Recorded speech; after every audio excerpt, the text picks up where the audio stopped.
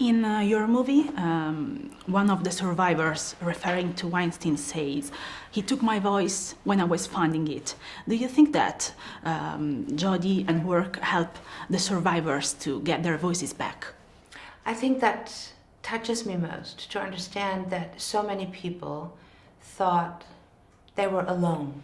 You know, it was only happening to them. And in what kind of isolation they lived for so long, you know. Laura, this person, you know, Yes. she speaks up after, you know, decades of not having shared this story, and that is very touching. I think Jodie and Megan had a great responsibility, and they felt the weight of that responsibility because people were, you know, sharing their most traumatic and intimate experiences for the first time and hoping that they will make a change and be able to publish the article. Mm-hmm. I think they were scared that they might not be able to publish it. As a journalist myself, I found really exciting that you had the chance to shot your movie inside the New York Times newsroom. And I would like to know if you think that this chance give you, the crew, the cast, the chance to have a more realistic atmosphere in your movie. Yes, it was the greatest gift. It was wonderful to be able to shoot in the real place. And of course, it's a big reality factor, as you say. It's a big believability factor because we would have never been able to build something like that on the stage. So we see the venue where Jodie and Megan really work, where the story came about. And it's also quite a responsibility for us filmmakers to portray that particular workplace with accuracy and in all these details. All the journalists were in home office, you know. It was only possible because of COVID, and we were the first feature film shooting inside the New York Times. So you want to get it right? She said reminds us in the fake news era how investigative journalism is essential. Yes. In your opinion, why there is so much discredit on journalism nowadays? Do you think that sometimes we don't focus enough on the good side of it? Well, I'm so happy to be able to, you know, portray this kind of legacy journalism and to have, you know, these very believable two female protagonists who, for me, are kind of modern heroines, even though this kind of journalism has a long tradition.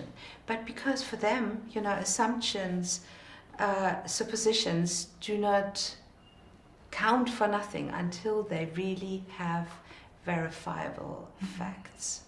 And learning all about these details of journalism, I can say it assured my own reliance and trust in journalism, in investigative journalism, but also in the institution to provide them with the resources, right, to do that. Rebecca Lenkiewicz screenplay balance the investigation journalism with the personal life and maternity of Jodie and Megan. Do you think that this aspect was essential to show their private life and how their work impact on their private life? I think it enriches the story very much to see the more personal sides of their lives during the research, because it's a very intimate subject matter. They're investigating, it's sexual abuse, you know, and I think you cannot easily leave this work in the newsroom and then go home. I think it affects you as a woman, and I think it's very interesting to also see the doubts and the fears and the joy of the journalists, you know, while investigating this, to have an emotional connection, what's going on in their lives too. Trump, Weinstein, men that uses their power and money to shut down the truth. In your opinion, why it takes so long before we all start listening to the survivors? I mean, one of them was even elected president of the United States. I think there are various reasons for that. I think one reason is, of course, that we are obedient to power and to powerful male figures since centuries, you know, that people fear them.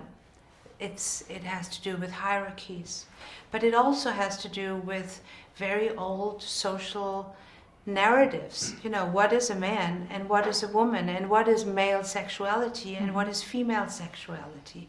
There are many aspects that kept this silence for so long and made it so difficult for women to speak about it. Thank you so much for your time and for your beautiful movie. Thank you. Thank you.